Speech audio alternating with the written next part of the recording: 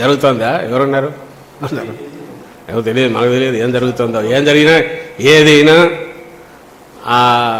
ఇంతకుముందు ఒకసారి చెప్పినట్టున్నా, ఈయన తెలియకుండానే పెంచుతూ పోయిన దాంట్లో చంద్రబాబు నాయుడు పవన్ కళ్యాణ్కు 40-50 ఇవ్వకపోతే ఆయన బలం ఇంతని ఊహించుకునే వాళ్ళు నిరాశపడుతున్నారు. అది బ్యాక్లాష్ వస్తుంది, అది కొడుతుంది. ఇది వాళ్ళు చేసుకున్నదే. ఆయనకు 24 ఇస్తే ఇంతేనా అని ఉంది. ఇప్పుడు ఆయన ముఖ్యమంత్రి అవుతాడు అనుకున్న వాళ్ళకు ఇంకా కాడనేది దాంతో అర్థమైంది. ఆ రకంగా వాళ్ళు నిరాశపడినారు. ఈరోజు బీజేపీతో పెట్టుకుంటే వాళ్ళకి ఎన్ని వాళ్ళో తెలియదు. అన్నీ ఇచ్చినాక ఈయనకు మిగిలిన సీట్లు ఎన్నో, అప్పుడు ముఖ్యమంత్రి ఈయన ఎందుకు చేయాలని ఎవడన్నా అనుకుంటే దానికేమవుతుందో అది కూడా తేలాల్సింది. తర్వాత తనకున్న ఏదైతే మ్యానిపులేటివ్ స్కిల్స్ ఉన్నాయో దేన్నైనా తిమ్మిని బొమ్మిని చేయగలనే తనకున్న విశ్వాసం, దాంతో తను వ్యవహరించే తీరు, ఇది ఏదైనా సేవ్ చేస్తే కన్విన్స్ చేసుకుని తన నాయకత్వంలోని వీళ్ళందరినీ కూడగట్టుకుని ఎమ్మెల్యేలు ఎవరైనా సరే తను ఏదో రేపు కావాలని ఆయన ప్రయత్నం. కానీ మేము చెప్తున్నది ముందు నుంచి ఏదైతే మాదైతే ఒక నాట్యుకాల్ ఒక ప్లాన్డ్ దీనిగా పద్ధతి ప్రకారము ఖచ్చితంగా ఒక డిసిప్లైన్డ్గా ఎగ్జామ్స్కి ప్రిపేర్ అయ్యే స్టూడెంట్ లాగా మాది నడిచింది. ఈరోజు అన్నిటికీ సిద్ధంగా సర్వసన్నద్ధంగా ఉన్నాం రేపు వచ్చే నెలలో జరగబోయే ఎన్నికలకు.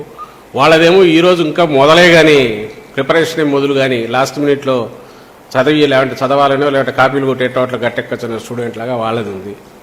ఇంక వాళ్ళది చూడాల్సింది వాళ్ళది, మీరు రాసుకోవాల్సింది వాళ్ళ న్యూస్ ఎక్కువ వస్తుంటుంది. రోజు వాళ్ళ టికెట్ల పంచాయతీ కానీ సీట్ల పంపకాలు కానీ దాని అభ్యర్థుల ఎంపిక కానీ అసలు అభ్యర్థులే లేని ఇవి ఉన్నాయి. అలాగే అభ్యర్థులు వాళ్ళు పెడితే యువతలు ఎవరు తిరుగుబాటు చేయడం ఉండొచ్చు. ఈ రకరకాలంతా మీకు వార్తలు అక్కడ దొరుకుతాయి. వచ్చే ఇదంతా చేస్తే నెల రోజులు కూడా టైం లేదు.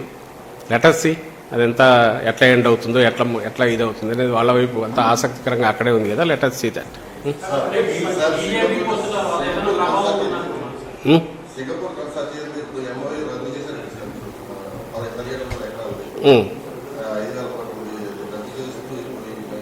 అదే కేసు నడుస్తోంది. అందుకే దాన్ని చెక్ చేయగలిగాము. ఆ రోజు అప్పుడు రాజశేఖర రెడ్డి గారు దాన్ని చెక్ చేశారు.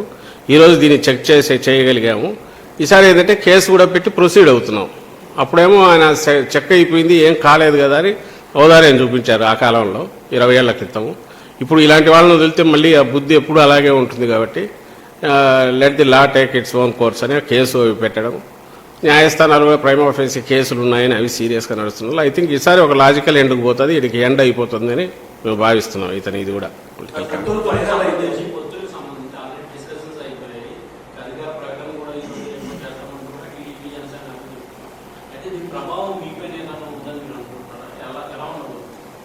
నేను ఇంతకుముందు అన్నా కదా, అది వాళ్ళ బలహీనతను సూచిస్తుంది తప్ప మా బలాన్ని వాళ్ళ డెస్పరేషన్లో ఏం తెలుస్తుందంటే వైఎస్ఆర్సీపీ బలము, జగన్మోహన్ రెడ్డి గారు ఎంత పక్కాగా లేకపోతే ఎంత కన్స్ట్రక్టివ్గా లేదా రాష్ట్ర ప్రజలకు ఎంత దగ్గరగా లేదా ఆయన అభిమానానికి ఎంతగా పాత్రుడయ్యారు అనేది దీంట్లో వ్యక్తమవుతుంది తప్ప వాళ్ళ బలం వ్యక్తం కాదు. మా బలం వ్యక్తమవుతుంది వాళ్ళ డెస్పరేట్ అటెంప్ట్స్లో, వాళ్ళ బలహీనత వ్యక్తమవుతుంది.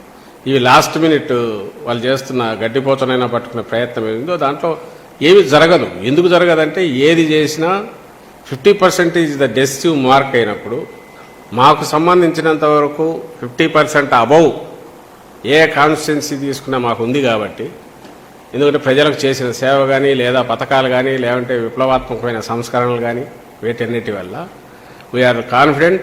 వీళ్ళందరూ ఏకమైన మీకు తెలియంది ఏముంది, 50% పైన ఉండేవాడిది అవుతుంది. వాళ్ళందరూ కలిసిన 49% అయితే దాటే అవకాశం లేదు. అండ్ కలిసిన వాళ్ళు ఎన్ని రకాల వీళ్ళు కలిశారు, వాళ్ళ మధ్య ఏమన్నా ఒక ముందు నుంచి ఒక భావసారూప్యం ఉందా? ఎక్సెప్ట్ 4 సీట్లు ఎక్కువ తెచ్చుకోవాలా, 2+2 4 అనే లెక్కలు వేసుకోవడం తప్ప 2+2 4 0 కూడా అవుతుంది. 0 కలిస్తే ఏమవుతుంది? ఇంకొక ఇది అవుతుంది. వీళ్ళు అంతిమయాత్రలాగా లేకపోతే ఫైనల్ స్టేజ్లో వెంటిలేటర్ మీద ఉన్న పార్టీ టీడీపీ. అవి అలాంటివి అసలు పార్టీ ఉనికే లేదు, పార్టీ పేరు ఉంది తప్ప దానికి ఒక స్వరూపంగా అనేది లేని జనసేన. ఇంకా అలాగే బీజేపీ నేషనల్ పార్టీ అయినా ఈ రాష్ట్రంలో దాని ప్రెజెన్స్ ఎంత ఉందో, లాస్ట్ టైం ఎంత ఓట్లు వచ్చాయో దానికి కానీ ఆ కాంగ్రెస్ కానీ మీరు చూశారు. ఇవన్నీ చూసినప్పుడు మీకే తెలుస్తుంది కదా దాని ఇంపాక్ట్ ఎంత ఉంటుంది అనేది. బట్ దాని నుంచి జనంకు అర్థమైంది ఏంటంటే వీళ్ళు పోతున్నారు, ఫెయిల్ అయినారు, జగన్మోహన్ రెడ్డి గారు సక్సెస్ అయ్యారు కాబట్టి తట్టుకోలేక వీళ్ళు ప్రయత్నాలు చేస్తున్నారు అనేది జనానికి మెసేజ్ పోయింది.